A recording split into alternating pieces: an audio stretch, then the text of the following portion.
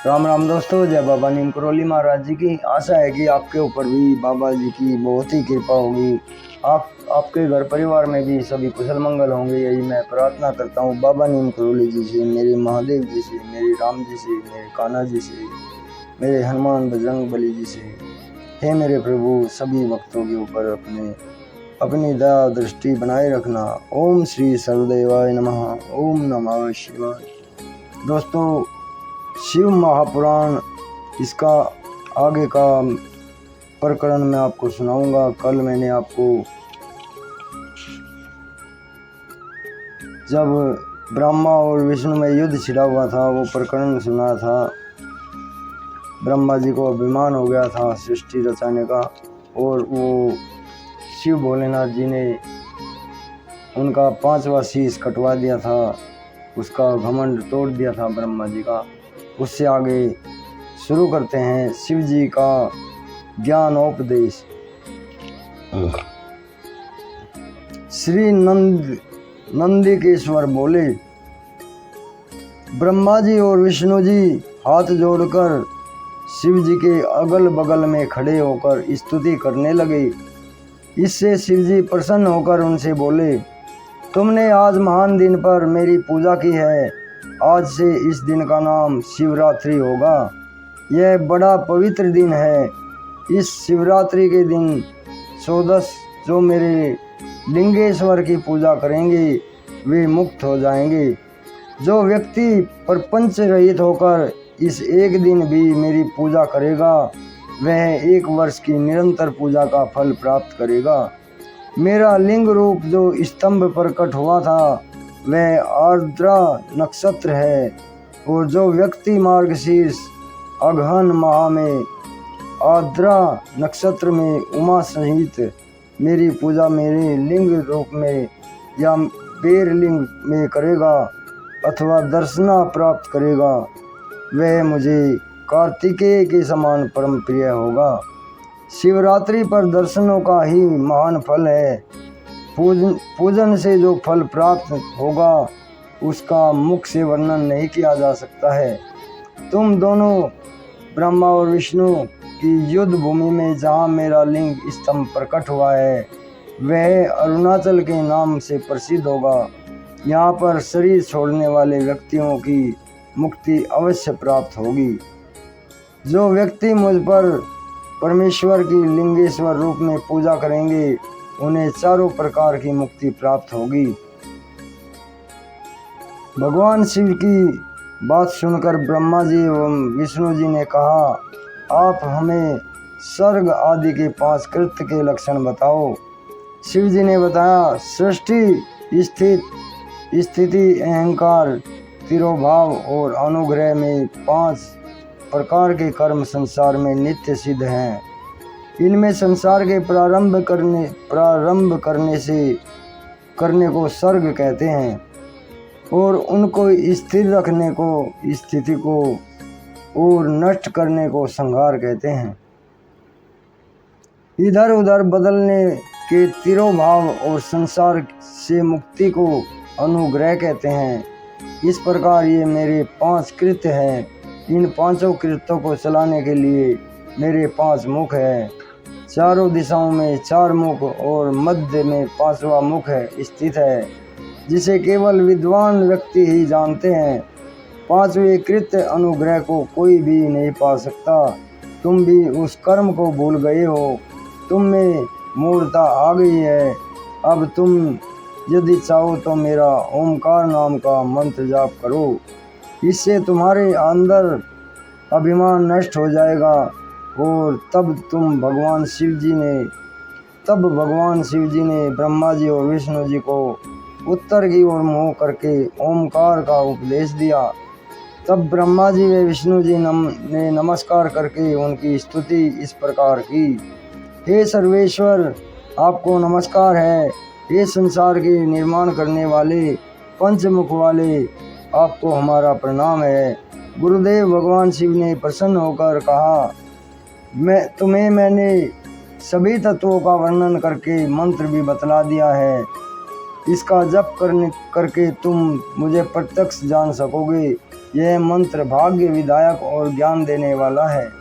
इससे मेरे पद की प्राप्ति होगी। इस प्रकार उपदेश देकर शिव जी वहाँ से अंतर्धाम हो गए। श्री सूत जी ने ऋषियों को बताया कि गंगा आदि पवित्र नदियों के तट पर या अन्य किसी भी जगह पर शिवलिंग की स्थापना की जा सकती है।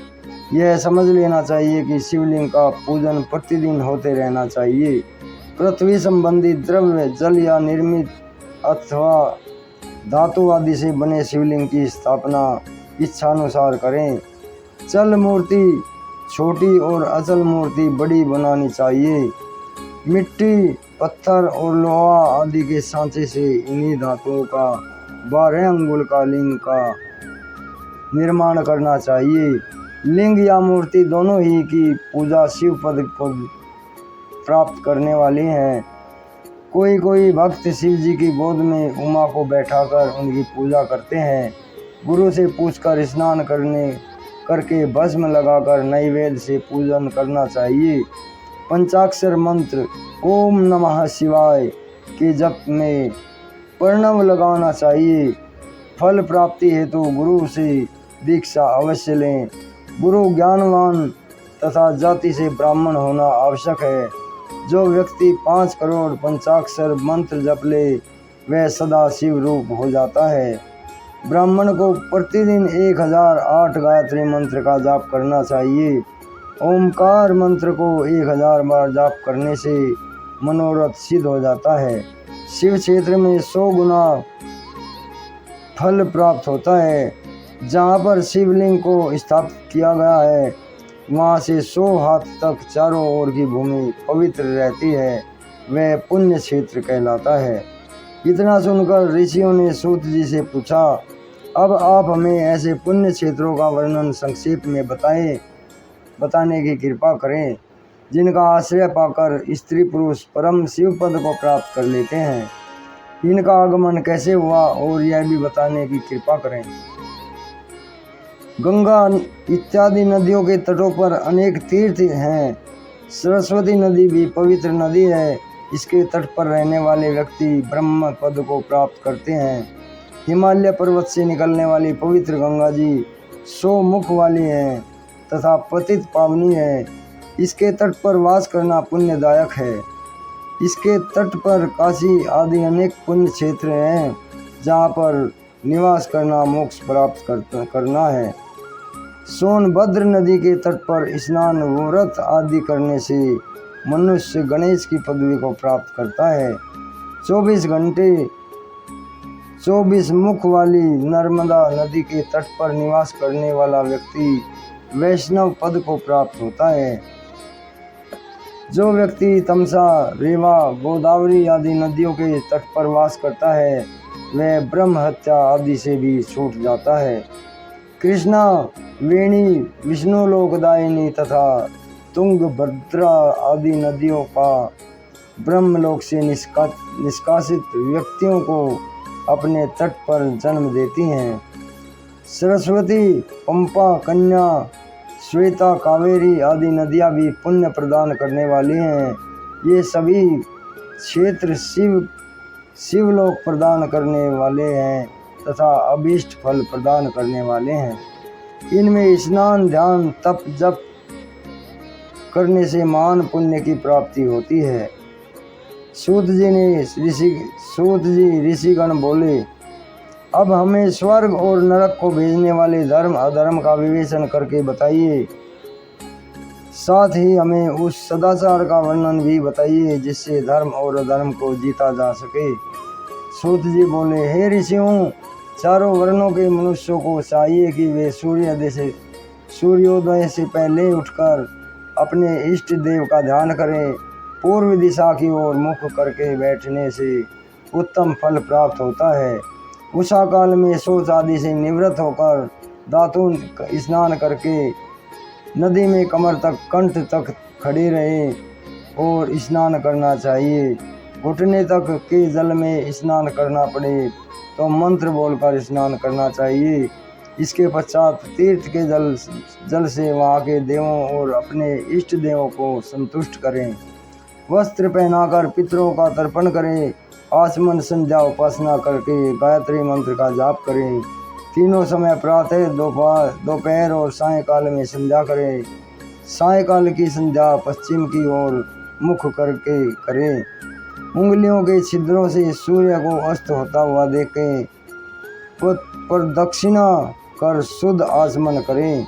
अपनी आमदनी के 3 भाग करके खर्च करें। धर्म, वृद्धि तथा भोग। धर्म से चित्त को बढ़ावें। बचत का कोष नियत करें।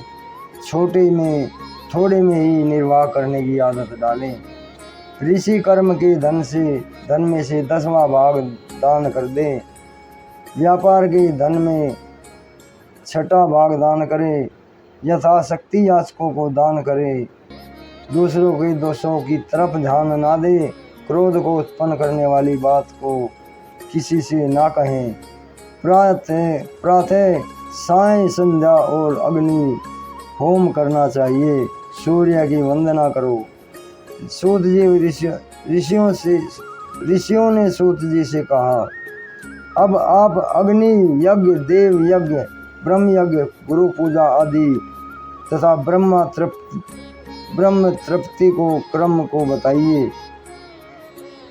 सूत जी ने बताया, अग्नि में द्रव्य युक्त हवन करना ही अग्नि यज्ञ कहलाता है। अग्नि यज्ञ कई प्रकार के होते हैं। एक तो अग्नि में संविदा द्वारा हवन करना, दूसरा विवाह होने तक ब्रह्मचर्य व्रत का पालन करना भी अग्नि यज्ञ ही है। विवाह के बाद सुबह शाम हवन करना चाहिए। वनवासी व्यक्ति अपनी आत्मा में ही अग्नि आरोपण करके प्रातः एवं सायंकाल सूक्ष्म भोजन के द्वारा ही अग्नि यज्ञ कर लेते हैं। विवाह के समय की अग्नि को सुरक्षित रखना चाहिए। ब्राह्मण लोग देव तृप्ति के लिए एक ही बार अग्नि में यज्ञ करते हैं। शेष समय वेदों का अध्ययन करना चाहिए। भगवान शिव ने प्रारंभ में रविवार को बनाया, फिर सप्ताह के शेष 6 दिनों को बनाया। प्रत्येक दिन की पूजा तथा फल भी नियत करे।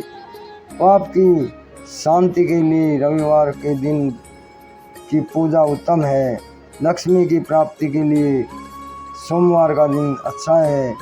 रोगों की शांति के लिए मंगलवार की पूजा करें और काली की आदि का भजन पूजन करें। बुधवार को विष्णु जी का पूजन करें। गुरुवार जी को आयु की वृद्धि के लिए पूजन करें। शुक्रवार को भोगों के इच्छुक व्यक्ति व्रत रखें। शनिवार को इंद्रिय विजयी होकर स्त्री प्राप्ति के लिए पूजन करें। तो दोस्तों, अब आज्ञा लेता हूँ। ये इतना ही, आगे कल मैं आपको सुनाऊंगा शिव महापुराण। जय राम जी की, जय शिव शंकर भोलेनाथ जी की, जय हनुमान जी की, जय बाबा नीम करोली महाराज, जय माता की।